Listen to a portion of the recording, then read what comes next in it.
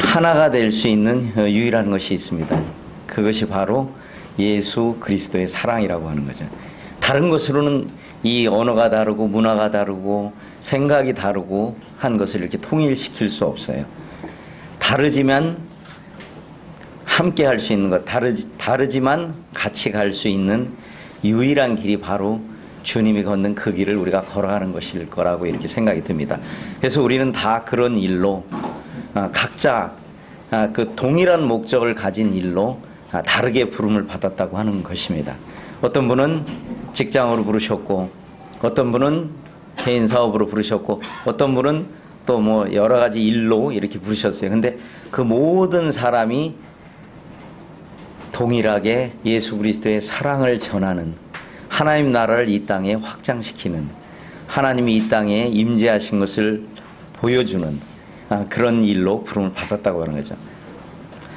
그렇기 때문에 다른 것은 다 주님 안에서 하나가 될 수 있고 해결할 수 있다는 걸 이렇게 말씀드립니다. 첫 장부터 알지도 모르는 그 글씨를 제가 이렇게 써놓고 좀 죄송스러운 마음이 있습니다. 근데 자, 이걸 통해서 자, 우리가 예수 우리의 사랑을 전할 수 있는 그런 길이기에 우리가 이 사람들의 눈높이로 찾아가야 하는 것입니다. 제가 만약에 한국말로 그냥 계속 그곳에서 말한다면 그들은 전혀 알아듣지 못한 겁니다. 아무리 제가 주님의 사랑을 얘기하고 주님의 무엇을 얘기한다 할지라도 그들에게는 안 들릴 것입니다. 물론 주님이 특별히 개입하셔서 이렇게 방언을 해석할 수 있는 어떤 그런 것을 주신다면 모를까, 그 외에 다른 부분으로는 할 수 없다고 하는 것이에요. 이게 지금 성경 말씀인데 아마 여러분들은 딱 3개 저기 보시고 딱 3개를 내가 아는 거다 이렇게 말씀하실 수 있을 거예요. 그죠? 세자가 뭐죠? 예, 이게 뭘 것 같습니까? 예? 어디 몰래 이렇게 컨닝하셨나? 아무한테도 우리 아들 외에는 아는 사람이 없으실 텐데 이게 창세기 1장 1절입니다. 우리 창세기 1장 1절 한번 이렇게 다 외우시죠? 한번 해볼까요? 하나 둘 셋. 네, 그게 이제 위에 있는 거예요. 이게 이제 조금씩 그 버전마다 이렇게 좀 다른데 같은 뜻을 갖고 있어요. 그래서 하나님께서 이 세상을 창조하신 어떤 그런 것을 말씀하셨어요.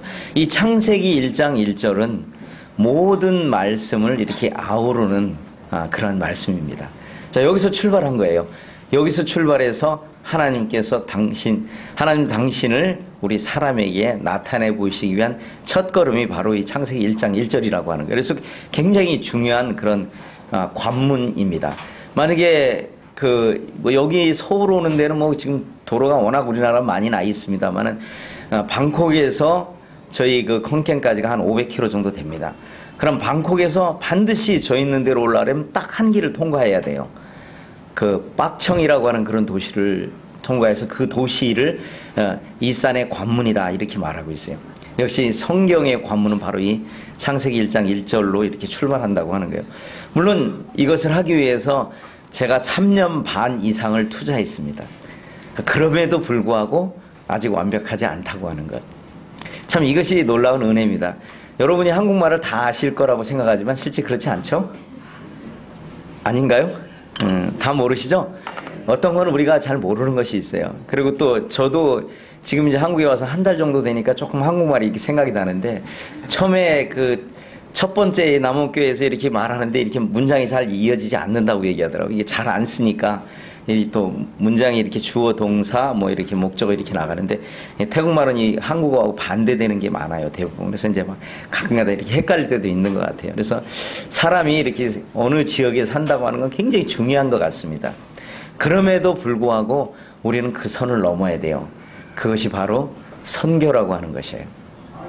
어떤 분이 선교라고 하는 거를 이렇게 유머틱하게 이렇게 정의를 했는데 선을 넘어서 사귀는 것이 선교다 이렇게 말하더라고요. 선을 넘어서. 어떤 선을 넘어서요? 우리의 생각의 선을 넘어서 가야 된다고 하는 거예요. 오늘 그러한 것들에 대해서 제가 11시 한 55분 정도까지 이렇게 할 거라고 생각합니다. 중간에 이제 만약에 이제 시간이 좀 부족하면 이렇게 많이 넘어가겠습니다. 어쨌든 창세기 1장 1절을 통해서 또 저와 성도님들과 또 하나님과 이런 길들을 같이 넘어가기를 원합니다. 출발부터 좀 무거운 주제를 좀 다루기를 원해요. 자, 여기 이게 이제 태국에 저희가 그 컨켄이라고 하는 도시에 9층짜리 절이 있습니다. 아마 절이 9층이라고 하는 거는 별로 이렇게 들어보지 못하셨을 거예요. 근데 이 절이 이렇게 9층이나 되는데 그 1층에 가면요, 이런 부처가 있는 그곳이 한 5군데가 있고, 한 곳이 이렇게 승려가 있어서 승려한테 뭐를 이렇게 갖다 바칠 수 있는 이런 것들을 이렇게 보게 됩니다. 근데 놀라운 거는요, 우리나라의 절에 가면요, 대부분 이렇게 연세가 지긋하신 이런 분들이 많이 갑니다. 젊은 사람들은 뭐 거의 절에 안 가봤을 거라고 생각해요. 맞죠? 우리 젊은 학생들 어때요? 절에 가봤어요? 네, 거의 안 가봅니다. 아마 꼭 간다면 아마 경주에 뭐 수학여행 갔다가 잠깐 들리는, 실제 절 역할을 하지 않는 그런 곳에 갈 것입니다. 이 태국의 불교는요, 이 개념이 좀 우리나라의 불교와는 많이 다릅니다. 물론 이제 불교의 나누는 그런 것도 다른데, 이 동남아시아의 불교는 대부분 어떤 거냐면 힌두교가 50% 있는데 불교가 나중에 가서 전래된 것이 이 불교예요. 그래서 우리 이쪽에서 믿고 있는 어떤 그런 불교와 많은 차이점을 갖게 돼요. 그리고 이 특별히 이제 태국의 불교는 주변에 있는 나라도 그렇습니다만 태국이 가장 그런 면이 강한 나라예요. 실제 불교의 종주국처럼 여겨지고 있는 나라예요. 그래서 승려 선교사를 파송을 합니다. 그런 나라예요. 그래서 실제 불교의 종주국처럼 현재 존재하고 있는 나라인데, 이 9층 이곳을 가보면 전부 젊은이들이 가 있어요. 나이 먹은 사람들이 별로 없죠. 왜 그러냐면 이 나라의 불교는 종교가 아니에요. 그냥 일상생활의 한 부분으로 작용한다고 하는 거예요. 자, 일상생활을 벗어나서 생활할 수 있는 분은 하나도 없죠.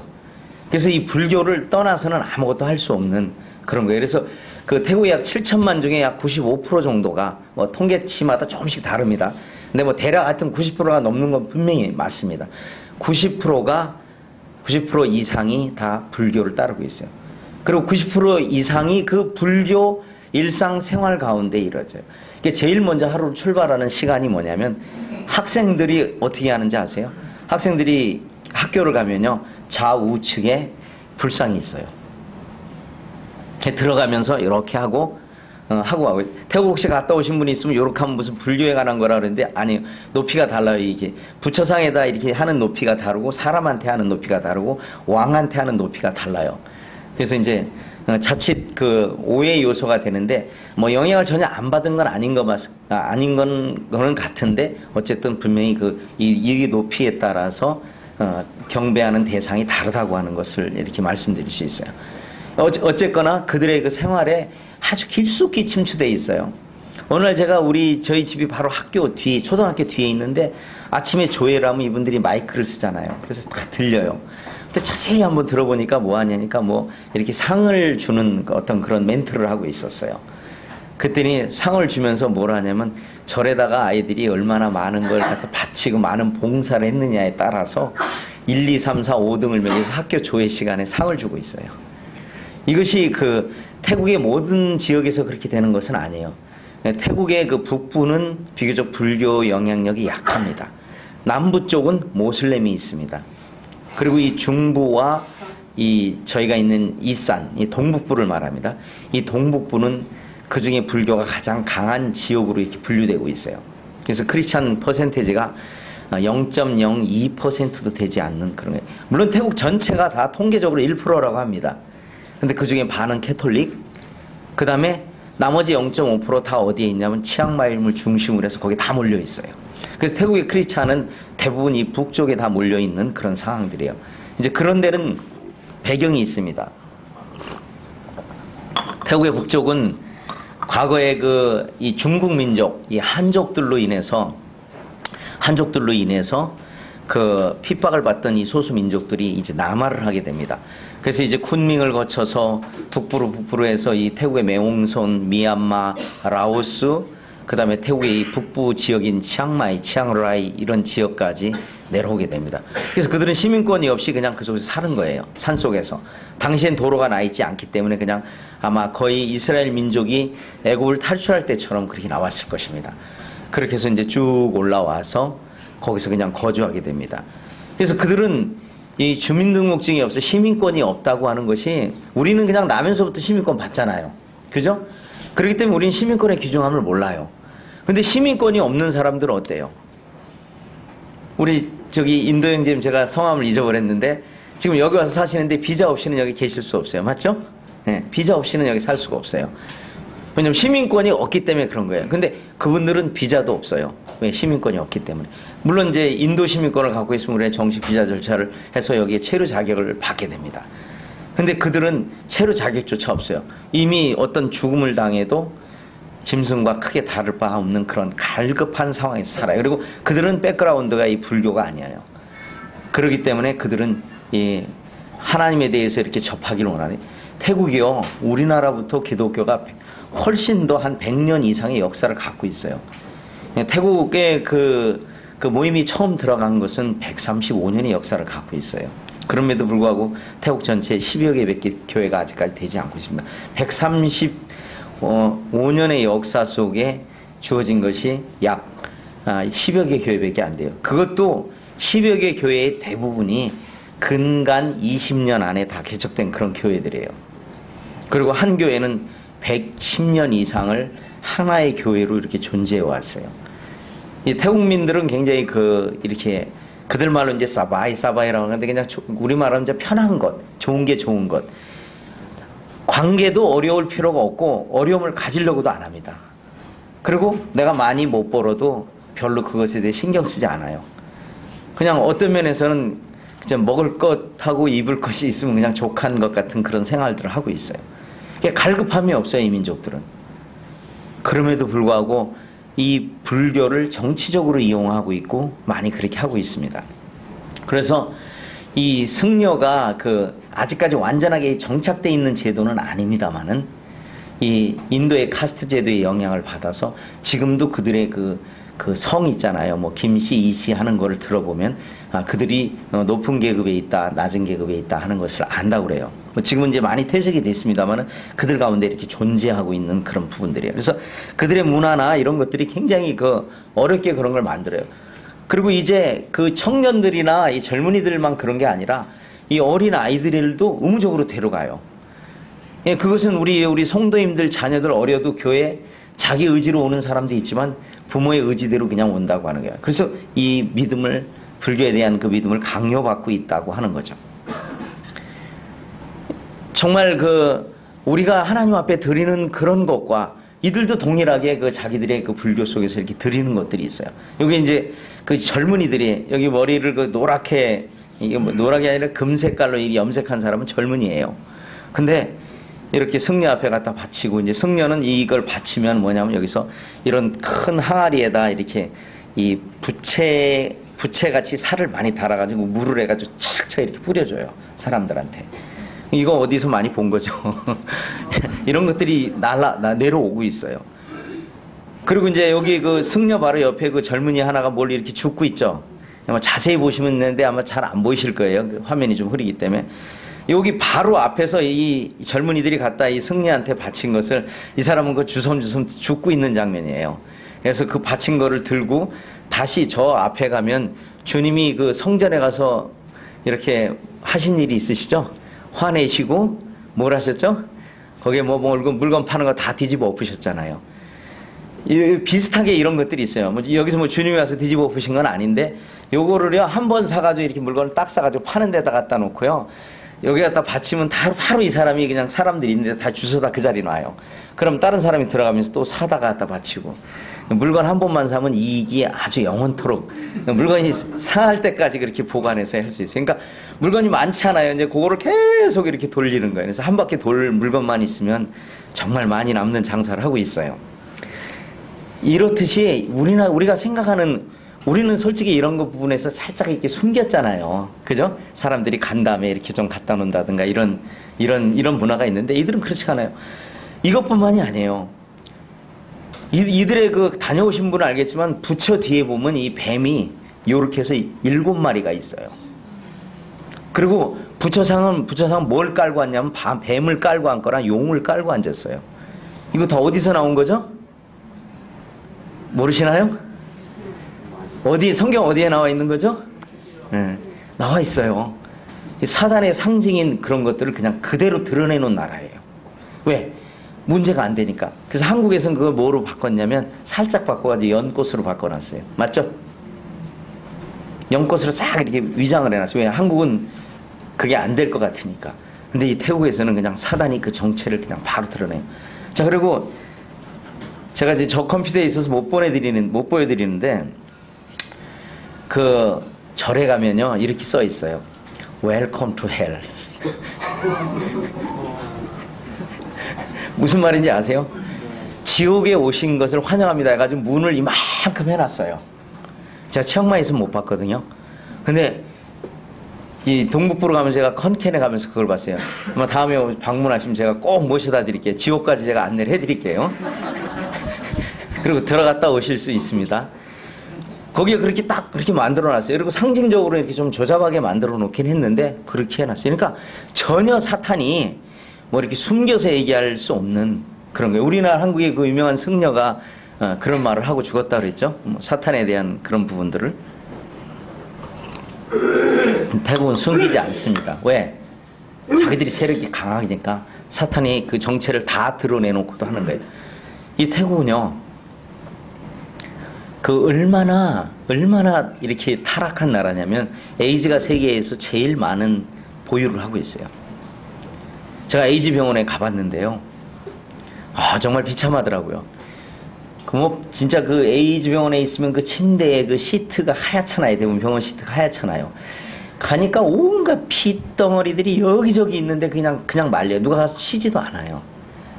제가 그 치앙마이 있을 때 그 병원을 한번 방문했어요. 성도 중에 한 분이 이제 구원받기 전에 에이즈가 걸렸는데, 그 후에 이제 발병이 돼서 병원에 입원할 수밖에 없는 상황인데 그 신방을 갔었어요. 근데 사실 뭐 악수하거나 이래도 사실 상관없어요. 근데 사람들이 들어가려고들 안 해요. 그럼에도 불구하고 그 에이즈가 어떻게 확산이 되냐면, 에이즈가 확산되는 거 여러분 다 아시잖아요. 이 동성애. 태국에는 동성애가 이미 합법화되어 있는 나라예요. 우리나라 이제 막 이슈에 오르고 있습니다. 그래서 정말 그 공무원 중에 정확한 통계는 아닙니다만 대략 한 3만여 명 이상의 그 에이즈 환자가 에이즈 그 복균하고 있는 복균자라고 얘기를 해요. 그리고 공립학교 화장실에 가면 세 종류의 화장실이 있어요. 남자 거, 여자 거, 성전환 자들 거. 이렇게 배려를 하고 있어요. 그들 처음에 그렇게 하지 않았어요. 근데 그런 배려를 함으로 인해서 아주 소수예요. 근데 태국은 이제 소수가 아니에요. 이제 가보면 남자들이 이렇게 뚱뚱하고 이런 남자들이 많이 있습니다. 이런 사람들이 여자 행세를 해요. 한 95kg, 100kg 되는 남자 아가씨들이 뭐를 이렇게 따고 와가지고 식당에 가서 밥 먹으려고 이렇게 요 부스 이렇게 한국애들이 부스별로 이렇게 음식 파는 거 있는가 모르겠어요. 그런 데 있는데 여행을 하게 되면 그런 데를 갑니다. 그럼 제가 딱 가서 밥을 먹어 시키려고 딱 했더니 그 95kg 되는 그 남자 아가씨가 와가지고 뭘 주문하시겠어요? 그래서 됐다고 그러고서 이제 못 먹겠어요 도대체. 그래서 또 옆 부스로 가가지고 또 시켰더니 여기 계세요 하고 이러니까 그 친구가 2칸을 또 넘어와서 또 찾아오는 거예요. 그날 제가 점심 굶었습니다. 이게 그냥 아주 흔하게 되고 아무런 그 부모들도 그거에 대해서 제지를 안 해요. 그런 나라가 바로 태국이기 때문에 이렇게 복음이 기독교가 오래됐는데도 불구하고 184년의 역사, 185년의 역사를 갖고 있어요. 기독교가 들어간 게.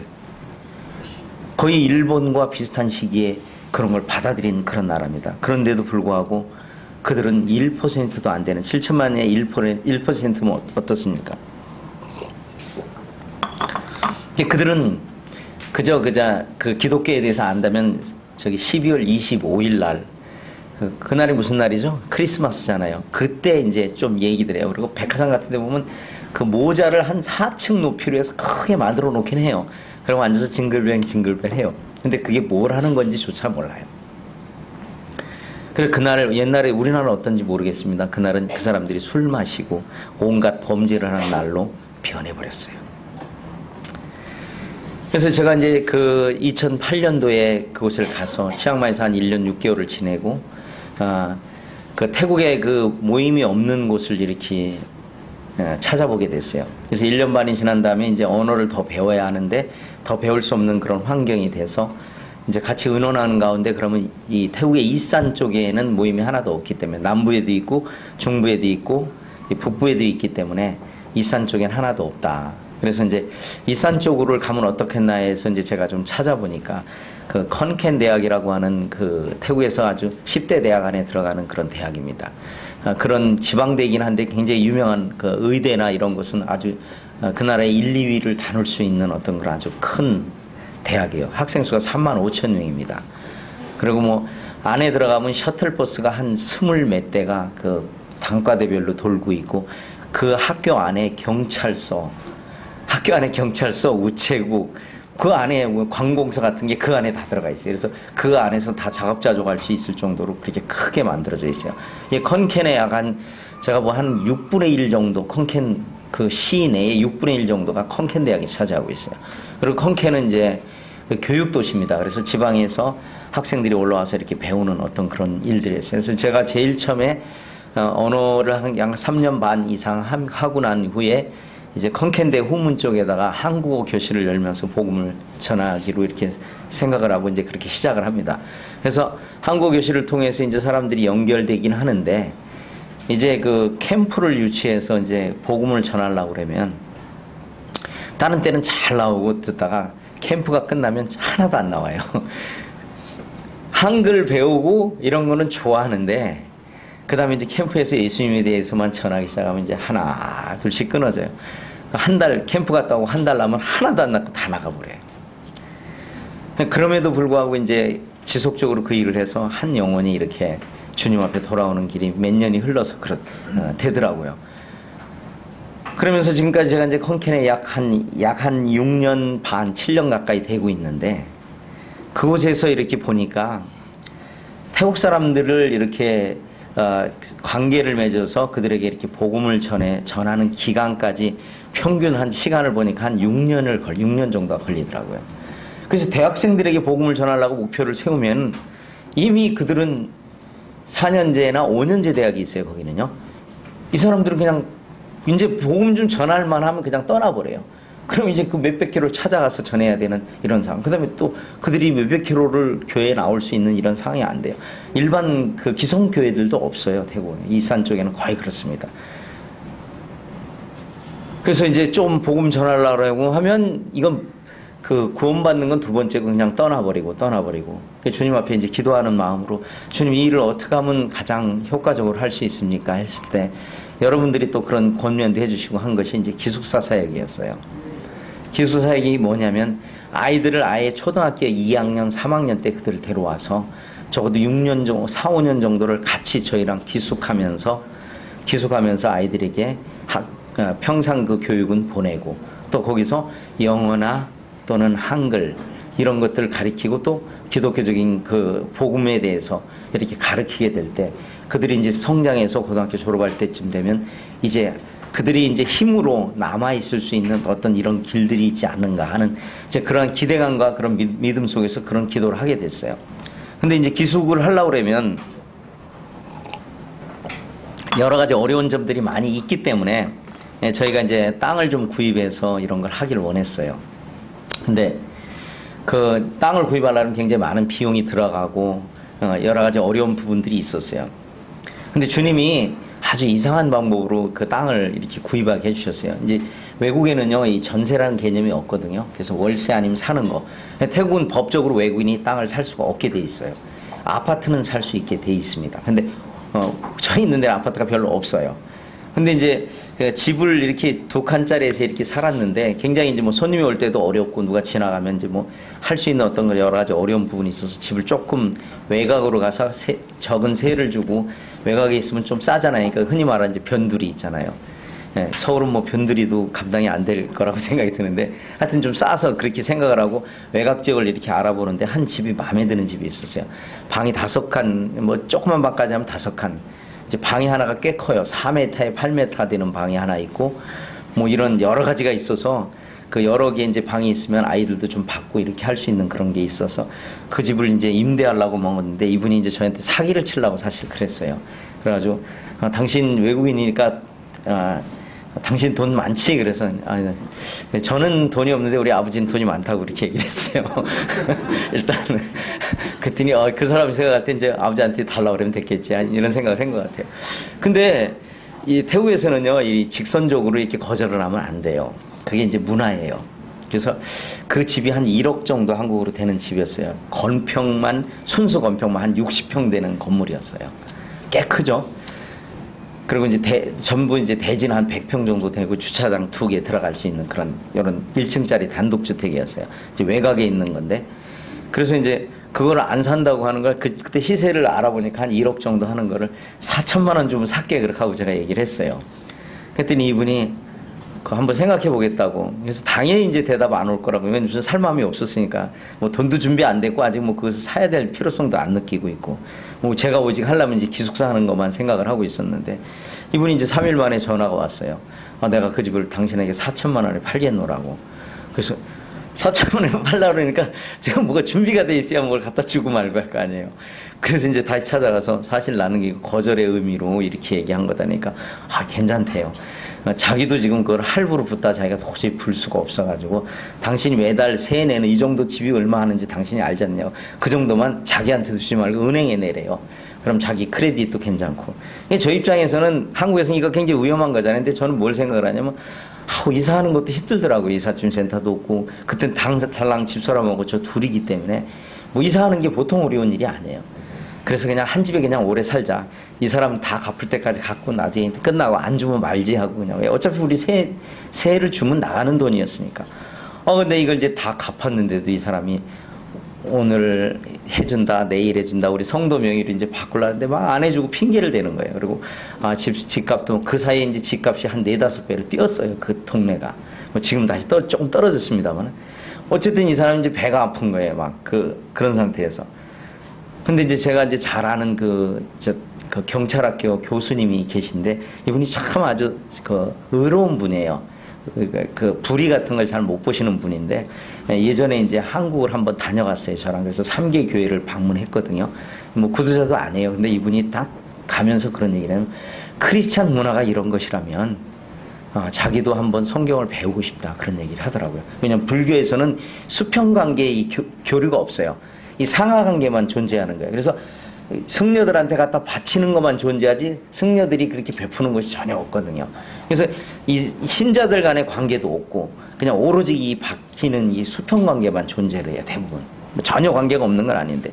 근데 와보니까 저랑 이제 세 교회를 다녔는데 하나는 남원교회, 이제 서울의 경기 지역에 한 2교회 이렇게 3교회를 갔는데 그 교회를 제가 그 자는 집이 한 번도 가서 자본 일이 없고 만난 적이 없는 그런 성도님이었어요.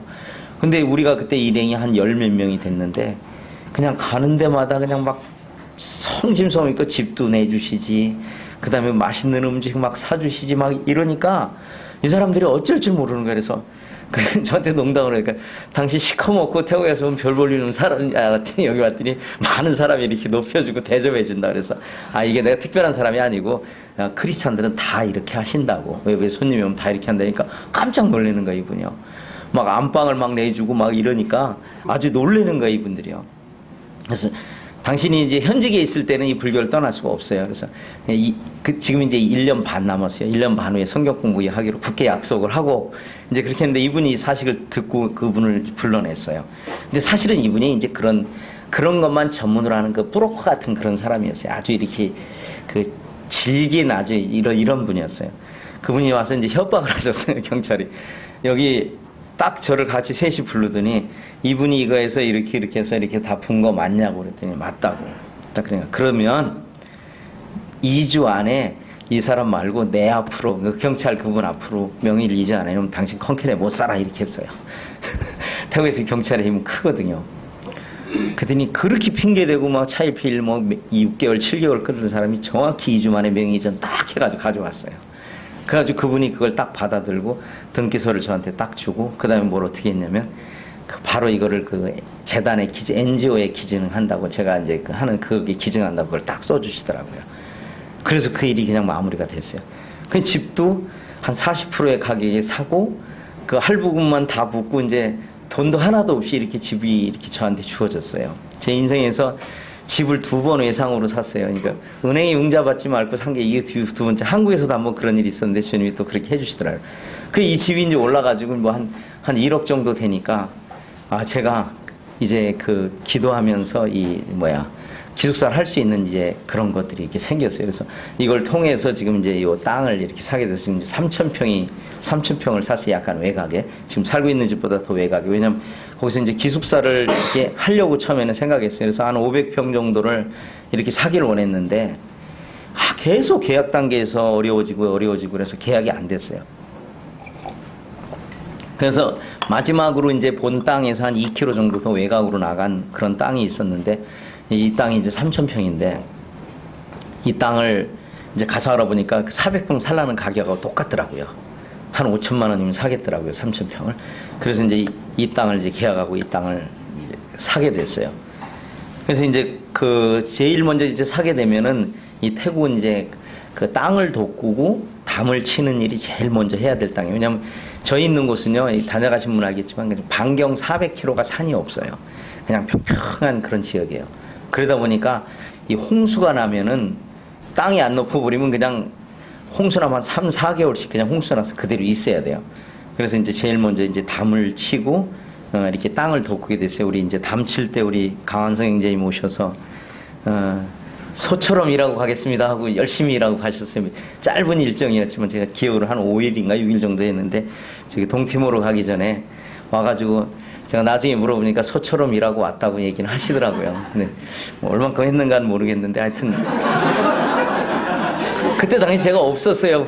그래서 그렇게 믿고 있습니다, 지금까지. 근데 진짜 열심히 했어요. 왜냐하면 어떤 결과물이 있으니까요. 그래서 이제 그 땅을 이게 사게 된 그런 계기들입니다. 그냥 논 가운데 그냥 평범한 그런 땅이었어요. 이제 이때가 이제 우리 저 강한성 형제님 와가지고 막 이렇게 하고 뭐 여기 뭐 전부 인력으로 했습니다.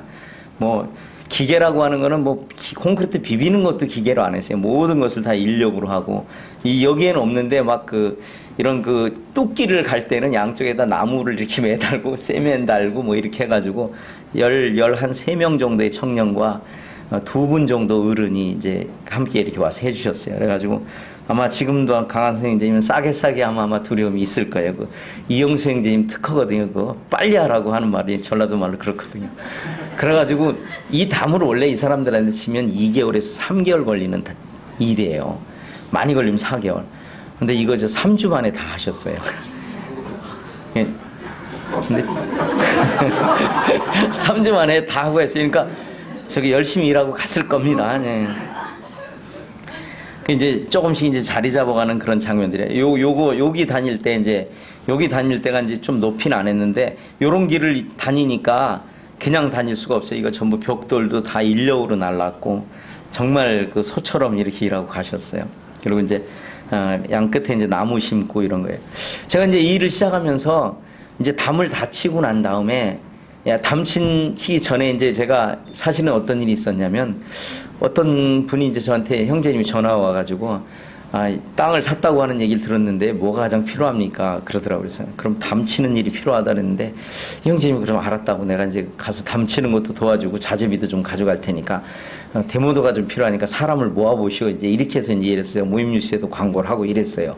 근데 이제 한 15명 정도 인원이 다 꾸려서 비행기 티켓까지 샀는데 이 형제님만 전화 연락이 없어요. 그래서 이제 일주일 남은 제가 전화를 했거든요. 전화를 했더니 난 그렇게 얘기한 적이 없대요. 그래서 무슨 소리냐고, 이제 제가 잘 아는 형제예요. 제가 복음 전하는 형제인데 그 형제님이 잠시 이제 좀 그때 좀 잠깐 세상으로 나가서 방황하고 있을 때였어요. 근데 알고 보니까 그날 이렇게 한잔한 상태에서 저한테 전화를 하신 거예요. 그래서 자재비하고 그걸 다 보내주겠다고 이렇게 얘기가 됐었는데, 그럼, 그럼 형제 자재비라도 좀 보내주셔야 되니까 돈도 없어요. 사람은 15사람이 오게 되는데 자재비가 하나도 없는 거예요.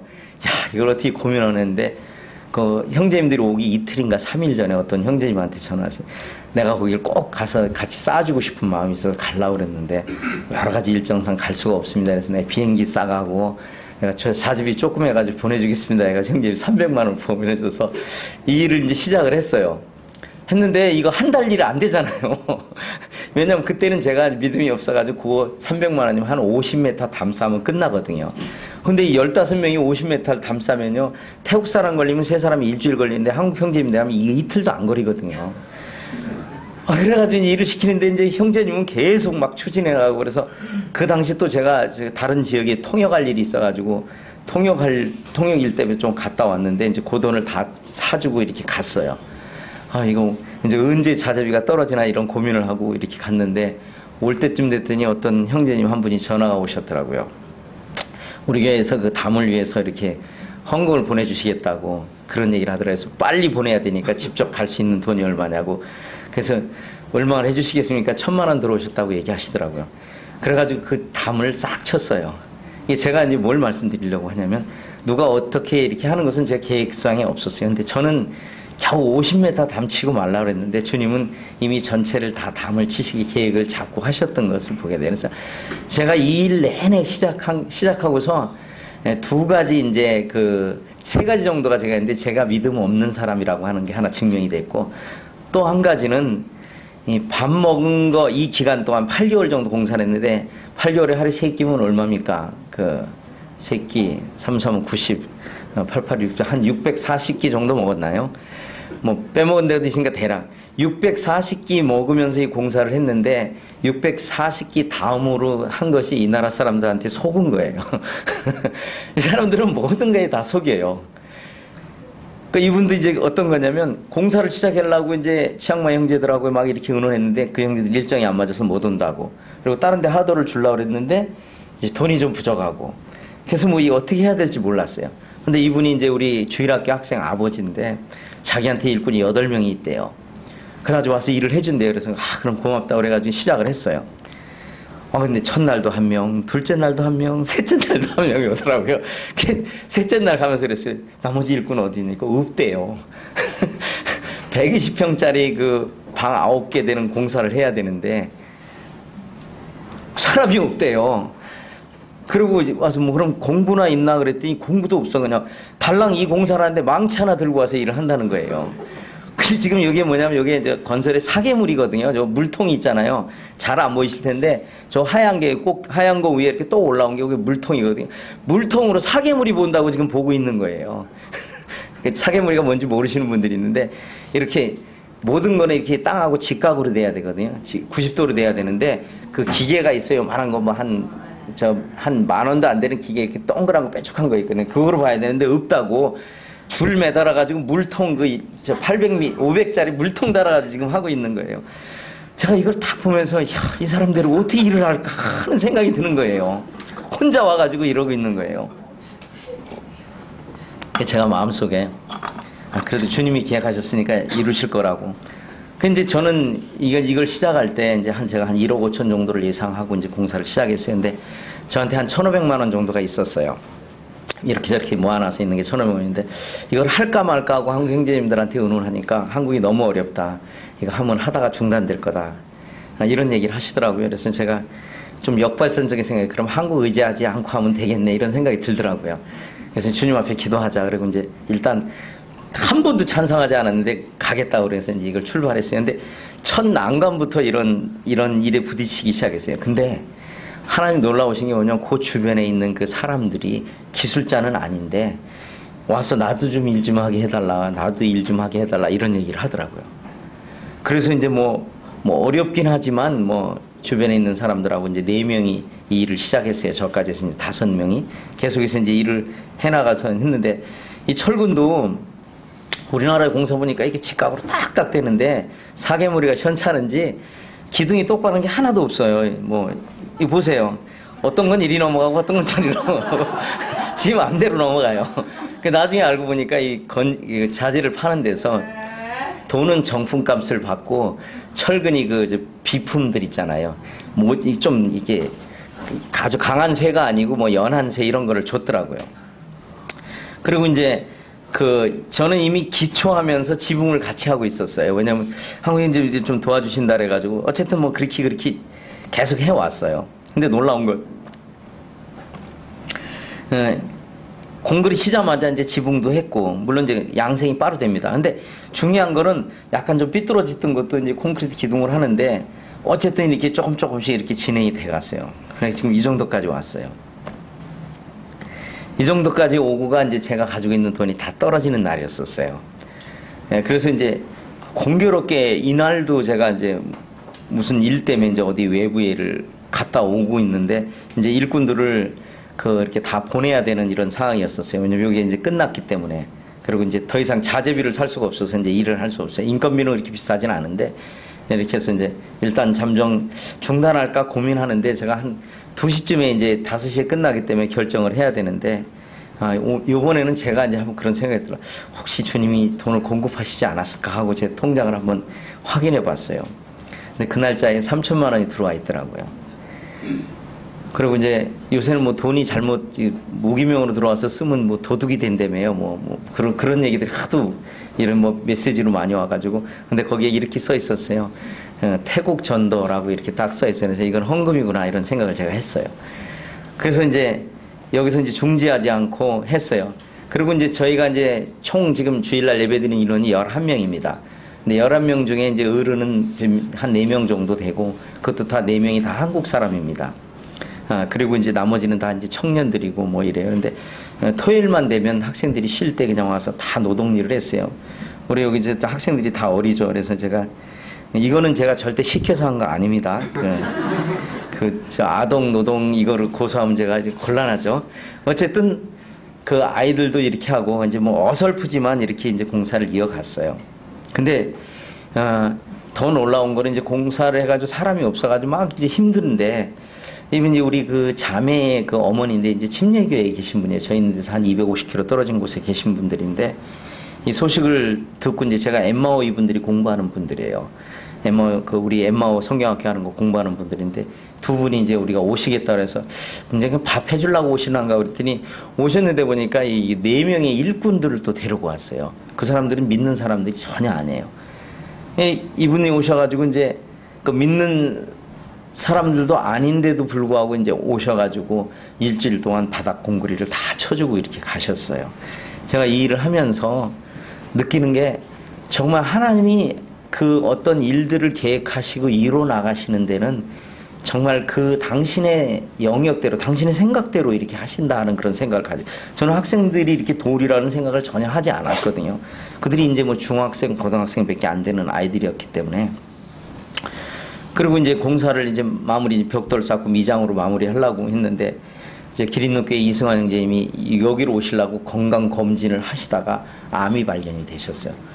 공사를 이제 100% 다 수정해야 되는 이런 상황이 있어서 고민하는데, 형제님이 오신다고 약속해서 안 지키면 내가 장로로서의 책무를 다 안 하시는 거라고, 그냥 항암 수술하시고 항암 치료하시면서 일꾼들을 막 구해가지고 막 보내주셨어요. 성도님들이 와서 이제 이렇게 봉사하고 밤 야간 일까지 하고 포크레인이 이렇게 들어올 수 없는 여건이 없어가지고 이제 정화조도 사람들이 다 인간 포크레인 해가지고 다 파셨어요. 이분들이 바로 이제 오른쪽에 있는 분들이 저희 한 250km 자기로 운전해가지고 와서 세상 사람들인데 와서 이렇게 바닥 공구리를 이분들이 다 쳐주고 가셨어요. 그리고 이제 경기 지역의 어떤 학교에서는 이제 이 분당에 사는 아이들이었거든요. 저기 아버지들이 뭐 대기업의 임원이라든지 의사든지 뭐 이래요. 좀 괜찮게 사시는 분들이에요. 다는 아닌데 뭐 하여튼 분당 좀 사시는 분들이 계시잖아요. 근데 그 교회에서 이제 왔는데, 아이들 뭐 중학교 고등학생들을 제가 이제 바로 온 다음에 현장 투입시켰어요. 여기는 강제로 했어요, 제가. 태국 우리 청년들이 그렇게 하나. 그래서 부모들이 이제 강력하게 요청을 하셔가지고 애들이 3일 동안 이제 도로 포장하는 공사를 했어요. 도로 봉사를 하고서 이제 의료 손괴를 마치고 이제 돌아가는데, 아이들이 다 그러더라고요. 우리 좀 연장하면 안 되냐고. 그래서 제가 그랬어요. 니들 한국 가서 공부하기 싫어서 그랬으니까 네 그러더라고요. 그래서 조금이라도 더 있다 간다고. 그래서 야 조금 있으면 설인데 그래서 여기 있는 게 더 좋아요. 그러더라고요. 그랬어요. 솔직하게 애들이 얘기하는데 어쨌든 아이들이 그 다음에 이제 교회 돌아와서도 그게 상당한 기간 동안 약효가 있었다는 제가 후문을 들었어요. 어쨌든 어떤 그 일을 함께 해나가는데 느헤미야가 에스라가 수룹바벨이 성전을 건축해 나갈 때 거의 모든 사람이 하나도 쉬지 않고 어떤 일에 참여한 것을 보게 돼요. 그래서 이 일을 계획은 제가 했지만 주님이 그 일에 함께 하셨고 이 일이 태국을 복음화하는 일에 필요한 일이기 때문에 주님이 이렇게 하셨어요. 그리고 제가 생각했던 것 이전으로 이렇게 완성이 됐습니다. 그래서 1차 이제 기숙사가 이제 120평, 그 다음에 방이 9개, 48명이 이렇게 들어갈 수 있는 장소가 됐고, 실제 바닥까지 자면 한 120명 정도가 들어갈 수 있는 장소가 됐어요. 제가 이거를 왜 이렇게 했느냐면, 이제 거의 다 끝났네요. 왜 이렇게 했냐면은, 이걸 지면서 제가 라오스의 기독교 역사를 좀 보게 됐어요. 라오스 기독교의 역사는 모임의 역사였어요. 일반 다른 교단이 들어가기 전에, 다른 교파가 들어가기 전에 모임이 1902년도에 스위스 브레드린에서 제일 먼저 들어간 나라가 라오스였어요. 그래서 거기에 언젠가 어떤 공사를 겪었다라도 남아있겠다는 생각을 했는데 이분들을 만날 기회가 없었어요. 근데 이 공사를 통해서 어떤 제가 라오스의 피지역에 갔을 때, 남부 지역입니다. 지금 녹음하는 것 같아서 제가 이제 피지역이라고 얘기하는데, 그 지역에 가서 어떤 인도자를 한 사람 만났는데, 저는 이제 일꾼이 필요해서 그런 거 기도를 하고 있었는데, 일반 기독교에 있는 분을 한 번 만났어요. 그래서 만나서 그분한테 했더니 일꾼을 보내주겠다고 하시더라고요. 그래서 이 일꾼을 왔는데 보니까 이 형제가 형제였어요. 이 형제는 이름이 이제 요나라고 하는 그런 형제인데 어렸을 때 하도 말을 안 들어서 아버지가 이름을 요나로 져줬대요.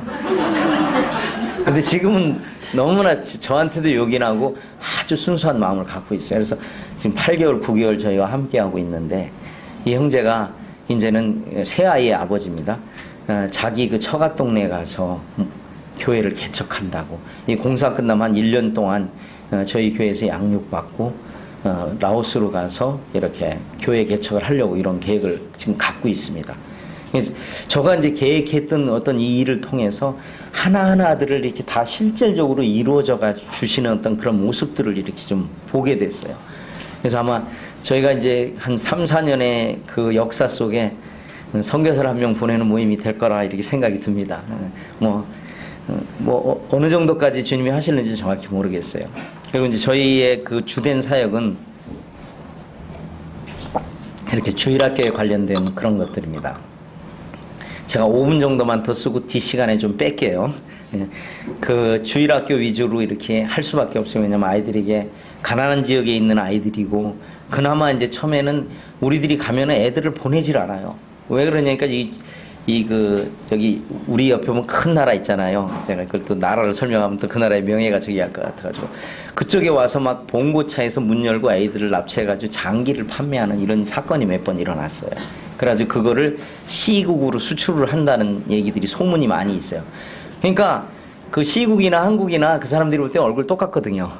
C국이 여기 우리 옆에 큰 나라입니다. 그런 일들이 많이 있었어요. 그러다 보니까 우리가 가면은 애들 장기 팔아먹을까봐 이 사람들. 왜냐면 선교사가 뭐 하는 사람들인지 몰라요, 이 사람들은. 그래서 처음에는 안 보내가지고 우리가 이제 계속 의료 선교 오면 의료 선교도 가지고 매주 토요일 날 이제 선물 사들고 아이들 과자 사들고 가서 이제 노래도 가르쳐주고 뭐 이런 거 영어도 좀 가르쳐주고 막 이런 일들을 지금 이제 6년째 해오고 있습니다. 근데 이제 한 4, 5년 정도 지나니까 부모들이 이제 맡기고 보내요. 그래서 우리가 캠프한다 그래도 이제 보내는 어떤 그런 단계까지 왔어요. 그래서 아이들이 이제 물론 이제 손은 많이 가고 한데 이제 아이들하고 저하고 나이 차이를 계산해 보니까 한 50년 차이가 나요. 그게 참 이해하는데 좀 힘들더라고요. 근데 어쨌든 간에 이런 일들을 통해서 했는데 지금 한 20년만 차도 이거 이해하기가 좀 힘든데 우리 청년들도 한 30년 차이가 나니까 저 다음에 이제 태국 형제 나이가 많은 형제가 25이 저하고 32년 차이 나거든요. 근데 그 형제가 바로 여기 저 파란색 유니폼을 입고 있는 모자 쓰고 있는 형제예요. 여러분들 그때 이제 왼쪽일 거예요. 맞나요? 네, 왼쪽.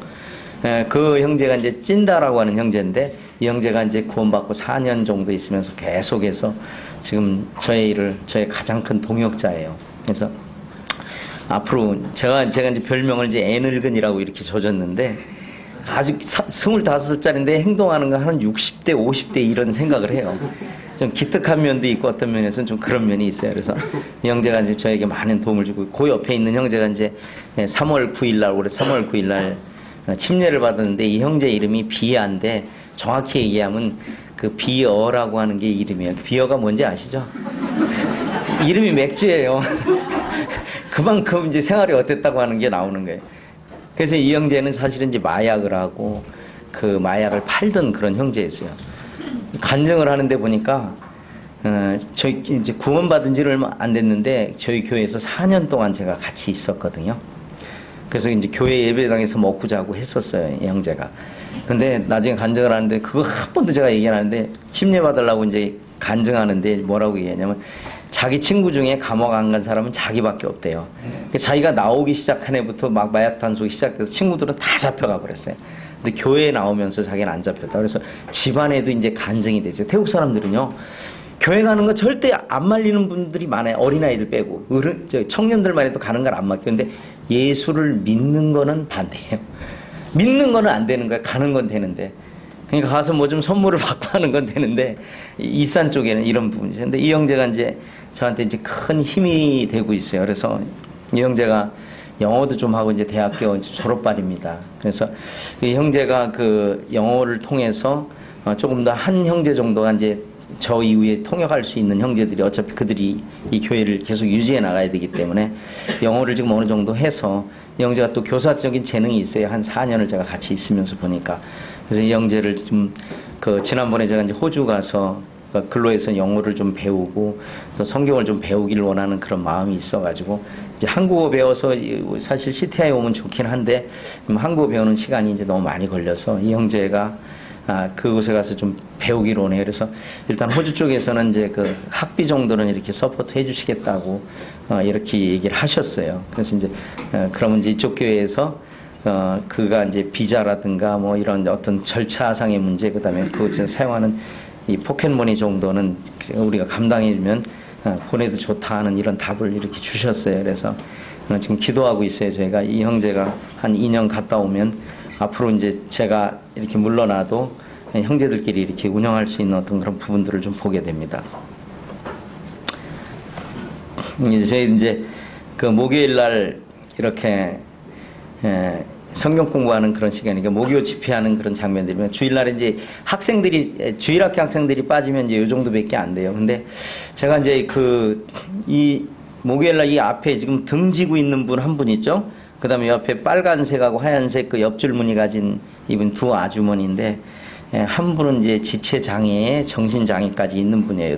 요 등만 보이시는 분은 야짜이 씨라고 하는 분인데, 그 다음에 또 한 분은 이제 유핀 씨인데, 이분은 약간의 정신적인 좀 장애를 갖고 계시, 심하진 않은데.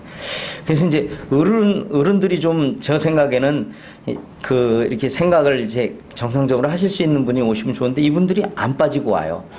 근데 여전히 하얀색 빨간색 줄무늬 가지신 분은 여전히 엉뚱한 데다 오네요. 주일날 설교하는데 뭐 갑자기 손 들고 화장실 가면 안 돼요, 뭐 이런 식이에요. 막 이렇게 엉뚱한 대답을 하셔요. 비정상은 아니신 분인데 이제 약간 장애를 좀 갖고 계셔요. 이제 이분도 이제 남편으로부터 버림받고 하면서 많은 그 쇼크가 와서 이런 상태예요. 제가 이 두 분들의 이제 복음을 전하려고 많이 고민하고 있는데, 주님께서 위로해 주신 말씀이 있냐면, 다윗과 함께한 그 아들람 굴에 400명을 생각하게 됐어요. 정말 저는 이제 제 나름대로 이제 개혁과 이런 것이 있는데, 주님이 보내주신 영혼들은 이런 분들이었어요. 그래서 이분이 이제 한 분은 이제 페트병이나 종이를 주워서 팔아서 이제 생활을 사시는 분이에요. 그리고 한 분은 이제 딸내미 이제 한 6살, 7살 되는 이제 딸내미 데리고 이제 가서 설거지 해주고 식당 같은데, 그 다음에 이제 뭐 옷 데려서 이렇게 하시는 분이에요. 근데 이분을 생각하면서 주님이 다윗의 그 아들람굴에 함께한 그 400명, 짓눌린 자, 고통스러운 자를 시작해서 이스라엘을 통일하는 걸 제가 보게 돼요. 그래서 주님이 처음에는 이렇게 시작하지만 그런 소망 가운데 이렇게 함께 할 수 있는 부분들을 기대하게 돼요. 그래서 계속 갑니다. 그리고 이제 우리 이제 축구팀이 있는데 그 아이들이 이제 저희 뒤에 한 500평 정도 연못을 파놨는데 거기서 이제 꼭 이렇게 수영을 하길 원해요. 왜냐하면 저희가 있는 지역은 물이 모자라는 지역이고 이 시냇가나 이런 게 거의 없어요. 굉장히 건조한 땅이기 때문에 이제 물만 있으면 아이들이 수영하려고 이런 생각을 갖고 있어요. 그래서 이 아이들이 하여튼 저희 희망입니다. 이제 토요일 날 저희가 가서 이제 빈민가 가서 아이들에게 이제 복음을 전하고 이런 일들을 계속하고 주일날 또 연결해 오고. 그러니까 주일날 애들이 올라오려면 우리가 토요일날 가서 밑작업을 해야 돼요. 그렇지 않으면 이들이 오질 않아요. 그러니까 태국은 가난하다고 그래서 교회를 그냥 확 하고 오질 않아요. 사실 대부분 가난한 나라, 제가 필리핀도 1년 있었습니다. 민다나오에서. 근데 사람들을 이렇게 불러 모으는 데는 좀 쉽거든요. 근데 태국은 전혀 다른 환경이에요. 가난한 나라임에도 불구하고 사람을 모으기가 너무 힘든 이런 나라예요. 제가 그런 가운데 이제 기숙사 사역도 시작을 했고, 그런 부분들이 있어요. 그래서 특별히 이 아이들을 통해서 이 태국이 또 이산 지역의 복음이 확장되기로 하네요. 지금 왼쪽에 계신 분, 이분이 그 경찰학교 교수님이에요. 그래서 이분이 이제 한국 성도님들만 오시면은 자기가 시간 낼 때는 와서 꼭 굉장히 비싼 음식을 이렇게 접대를 해주셔요. 이때도 뭐 한 10몇만 원짜리 이렇게 식사를 같이 이렇게 가서 먹고 있는 그런 장면이에요. 이분이 이제 경찰에 지금 30년에서 은퇴가 되는데 월급이 한 170만 원밖에 안 돼요. 근데 한 15만 원 이렇게 해가지고 막 접대를 해주시는데, 이분 특히 렉 교수라고 하는 분인데, 이분이 이제 구원받게 되면 이제 교회에 큰 힘이 되고 또 어른들이 있어야 이렇게 좀 든든하잖아요. 이런 부분들을 이렇게 좀 보게 됩니다. 이거 이제 라오스 요나 형제 집을 저희가 방문했는데, 저희 있는 데서 700km거든요. 그래서 1박 2일로 이렇게 다녀오게 되는데 제가 갔다 온 것만으로 형제 집에 큰 위로가 되고 이렇게 감사하는 모습을 보게 돼요. 그래서 아까 말씀드린 저희는 제일 옆에 있는 모임이 500km 떨어졌어요. 제일 먼 데 있는 모임은 2000km가 넘게 떨어져 있어요. 몇 박 며칠을 가야 되는데 정말 성도님들의 그 성도의 방문이 얼마나 우리를 이렇게 감동하게 하고 그리스도께 힘이 나게 하는 이런 모습들을 이렇게 보게 됐어요. 이것은 이제 그 중부 지역에 있는 S 지역입니다. 여기에는 제가 지금 아직 실체는 확인은 못했는데 매주 예배를 드리는 만찬 예배를 드리는 이런 모임이 있습니다. 조금 이제 방향 자체는 조금 변화된 것 같습니다. 근데 그들과 이렇게 연결이 돼서 제가 이 두란노 그 센터를 통해서 지금 2차 공사를 하고 있는 중에 하나는 1차에는 기숙사하고 2차는 그걸 하는 이유 중에 이분들에게 두 가지를 좀 저는 전달해 주고 싶거든요. 하나는 이제 복음, 또 하나는 신약교회의 그 원리들을 이분들에게 좀 전해주기로 원해요. 그래서 그들 스스로 이렇게 변화받으셔서 처음 기숙사 건축하고 처음에 이렇게 전도수련의 팀들이 왔어요. 그래서 이제 그 전도수련을 했고 6분들이 라오스에서 넘어와서 같이 이렇게 하게 됐어요. 근데 그 지역이 이제 좀 다른 지역인데 S 지역이 중부 지역인데 여기에는 제가 숫자는 정확히 파악이 안 되는데 약 한 20-30군데 정도가 매주 예배를 우리가 비슷한 방법으로 이렇게 드리는 걸로 제가 알고 있어요. 좀 더 확인되면 이제 알려드리겠습니다. 이제 전도수련하는 장면입니다. 그래서 이게 마지막으로 3월 9일 날 이렇게 침례를 했어요. 그래서 제 바로 옆에 있는 그 형제가 이제 비아 아까 그 마약 형제였고 가운데 있는 학생은 이제 한국 학생입니다. 한국 아이입니다. 16살짜리 그 부평교회에서 주님을 섬기다가 그 태국의 다른 지역에 사업을 하다가 지금 어려워서 이제 저희 지역으로 이사 와서 하는 그 이명신 형제님이라고 있어요. 그 부부에 이제 딸이 셋인데 이게 둘째 딸이에요. 근데 사실 이 아이 때문에 이 가정이 행복하지 않았어요. 워낙 그렇게 돌출적이고 막 가수가 된다는 둥 막 이래가지고 아이돌 가수가 된다고 막 이래가지고 굉장히 어려웠었는데 작년부터 변화되기 시작해서 올해 이제 침례를 받게 되는 과정이 있어요. 그래서 이 가정에 이제 이 아이 때문에 평안이 있다고 하는, 이전엔 이 아이가 있어서 평안이 없었는데 지금은 이 아이가 있어서 평안이 있다고 하는 걸로 이렇게 변했어요. 아까도 이제 그런 하여튼 지금은 이제 많이 변화된 모습을 보여요. 그리고 또 옆에 있는 자매가 이제 꽝이라고 하는 자매인데 이 자매는 그 이름이 좀 우스워요? 아니에요. 사슴이란 말이에요. 오해하지 마세요. 이 자매는 이제 꽝이라고 하는 자매인데 구원받고 처음에는 이제 주일날만 나왔어요. 이 친구가 오게 된 거는 이제 한국 음식하고 한국어 배울 수 있어서 저희 교회를 나오기 시작을 했어요. 그래가지고 이제 주일날만 나오다가 이제 또 이제 토요일날 청년회 나오다가 이제 평일 집회 다 나와요. 그래서 이제 그 여러 해를 지나면서 이제 구원받고 집안에 이렇게 가족들에게 복음을 전하는 그런 일을 하고 있어요. 그래서 이 집안이 지금 막 평화가 없어요. 이 자매 때문에. 왜냐면 그 할머니는 어떻게 교회 나가서 예수를 믿게 하냐고 막 이런 소리 지르고 막 집안에 막 싸움이 일어나고 있어요. 이 아이 때문에. 근데 그래도 인내하고 참으면서 그렇게 하고 있어요. 주님이 지금 역사하고 있는 그런 것들을 이렇게 보게 됩니다. 이게 이제 저희가 이제 대략적으로 갖고 있는 이런 기도 제목입니다. 그냥 스마트폰 있으시니까 바로 찍고 넘어가도록 하겠습니다. 근데 특별히 주님이 이 일을 통해서 해주신 게 뭐냐면 저희가 이제 거기에 재단 NGO를 설립하려고 하는데 과거에는 외국인은 이사로 들어갈 수가 없었어요. 근데 저희가 이 공사를 시작하면서부터 이것이 전부 다 외국인으로만 그 재단 이사를 선임할 수 있게 돼 있어요. 저희가 뭐 이거 제 개인 것도 아니고 어떤 헌신하신 성도님 것도 아니잖아요.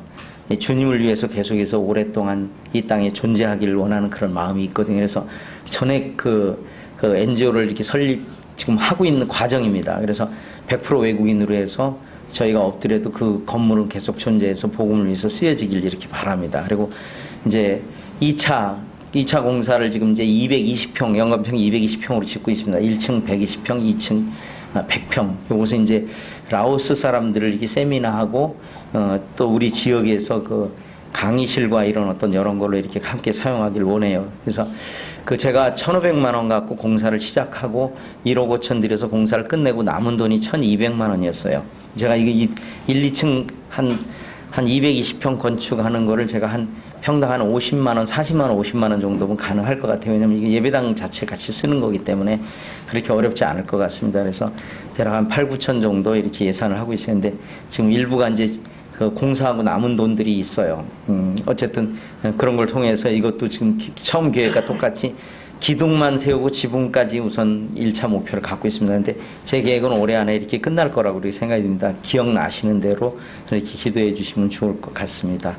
그리고 이제 제가 이제 건강이 좀 안 좋아지는 어떤 그런 상태였던 것 같아요. 왜냐면 한 8개월 일을 하면서 너무 지쳤어요.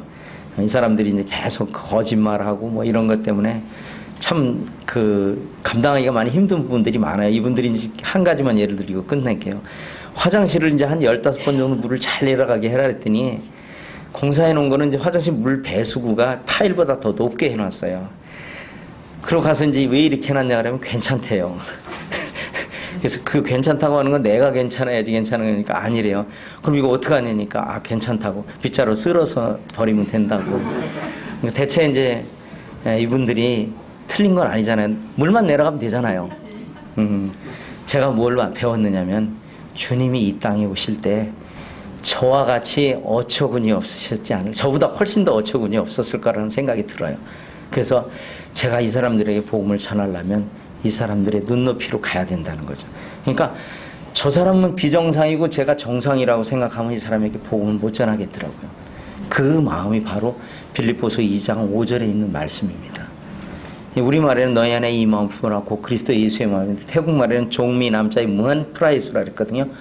예수님의 정과 같은, 예수님의 사랑과 같은 마음을 먹어라. 태국말로 번역하면 그렇거든요. 제가 태국말이 더 정확한 것 같더라고요. 그래서 그 사람들의 눈높이에 가지 아니하면 겉도는 일만 될 거라고 저는 생각이 들어요. 그래서 제가 이 공사를 하면서 피곤하고 이제 여러 군데가 망가졌어요. 근데 그거보다 더 좋은 거는 제가 주님의 시각에서 그들을 볼 수 있었던 그런 부분들을 생각해 보게 됐어요. 그리고 제가 좀 더 낮아진 자세에서 그들을 바라봐야 된다고 하는 것. 그러니까 제 상식의 아까 선교, 제가 상식의 선을 넘어야 그분들이 이해가 되는 이런 것들이 많아요. 모든 어떤 거 하나도 이렇게 똑바로 된 게 하나도 없어요. 그럼에도 불구하고 그들이 그 나름대로 살아가더라고요. 그들도 동일하게 복음이 필요해. 그 복음이 필요하면 누군가가 그들의 눈높이, 그들의 시선, 그들과 같이 낮아져야만 가능한 거라고 저는 믿어요. 다윗이 그 짓눌린 그 사람들, 고통받는 그 사람들의 눈높이에 있었어요. 자기도 그런 신세가 동일하게 됐고요. 이제 그런 힘이 없는 사람을 통해서 이스라엘 통일한 그 다윗이 하나님 그 안에 역사하셨다는 거죠. 그 다윗이 힘이 아니라 하나님의 역사하심으로 이뤘다고 하는 거죠. 저도 제가 언제까지 할 수 있을지 모릅니다. 제가 이제 벌써 5학년 7반이라 언제까지 열정적으로 다닐 수 있을지 몰라요. 제 원하기는 뭐 80, 90까지 열정적으로 살길 원합니다만은 뭐 그게 제 원대로 되는 건 아닌 것 같고, 어쨌든 간에 제가 건강을 유지할 수 있는 데까지 그들을 위해서, 그들의 시선에서, 그들의 눈높이에서 살길 원합니다. 이 마음은 제가 가진 마음이 아니고 주님께서 주셨기 때문에 제가 아는 거예요. 어쨌든 동일하게 우리가 다른 사람들을 위해서 이렇게 생활하게 될 때 눈높이를 그들의 눈높이에 맞추고, 정말 저 사람은 예수 나한테 전하기 위해서 저런 일을 하는 거야 이렇게 보여지는 게 아니라 진정으로 저가 원하는 게 뭔가 알고 싶게 하는 그런 준비를 우리 그리스도인이 해야 될 거라고 이렇게 생각이 듭니다. 그렇게 된다면 아마 대학로 교회가 세상이 감당하지 못하는 그런 교회가 될 거라고 믿습니다. 저희 교회도 그래서 세상이 감당하지 못하는 그런 교회가 되기를 소원합니다. 지금까지 다시 또 오래 들어주시고 기도해 주신 건 감사드립니다. 오후가 아니라 이어지는 시간은 제가 빼고 좀 짧게 할 수 있습니다. 감사합니다.